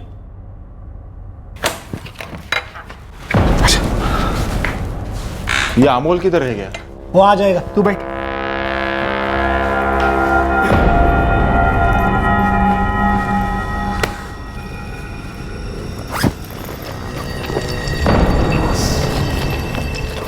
अरे रुक, वो अमोल को तो आने दे। इसमें 4 पेटी है और हम लोग 3।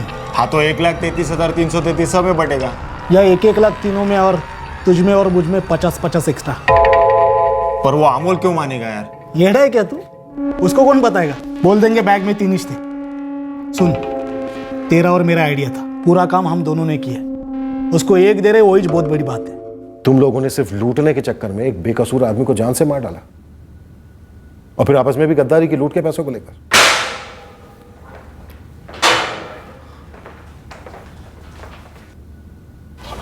साहब अब हम तुझसे कुछ पूछेंगे नहीं, बस कोर्ट में ये अर्जी देनी है कि तेरी जमानत ना हो। साहब उसका मरने का एक्सीडेंट था साहब, उसको मारने का इरादा नहीं था हमारा कुछ। साहब वो मर्डर की जगह एक्सीडेंट का केस बनवा दो ना आप। तुझे लॉकअप में कूटा और तू मर गया तो वो भी एक्सीडेंट ही होगा। अच्छा चल एक बात बता, अमोल को उस बैग में 3 लाख दिखे, राकेश को 4 लाख। अब तू हमें यह बता तुषार पालवे, एक्चुअली उस बैग में कितने लाख थे?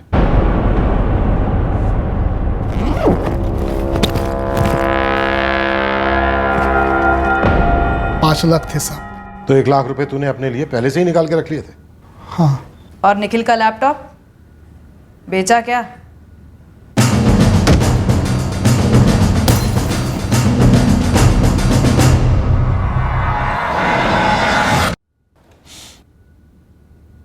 पैसों वाला खाली बैग उन्होंने चला दिया और लैपटॉप तोड़ दिया।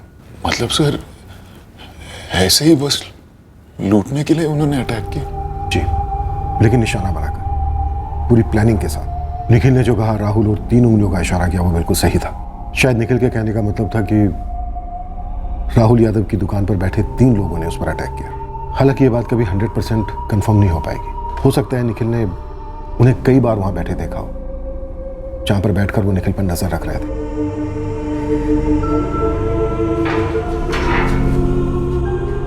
तुम जा सकते हो राहुल। ये मुंह लेकर कहाँ जाऊं?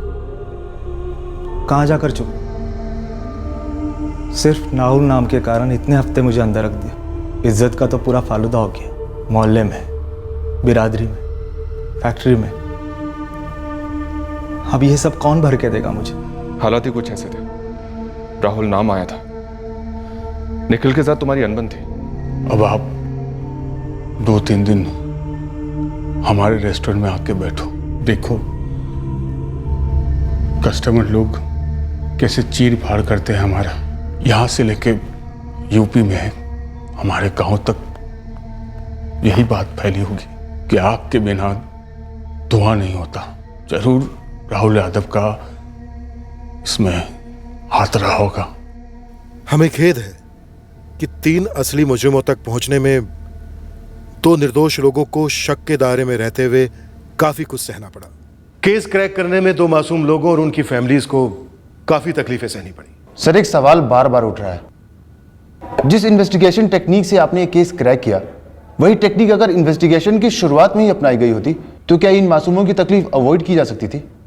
पर ये अनकनेक्टेड रैंडम से मर्डर्स लूट के लिए या किसी और चीज के लिए हमेशा एक चक्रव्यूह की तरह होते हैं। मिसलीड्स पर मिसलीड्स का सामना करना पड़ता है। होते हैं मिसलीड्स, क्योंकि नेचुरल तौर पर शक सबसे पहले किस पर जाता है? उस पर जिसे विक्टिम की मौत से फायदा हो सके।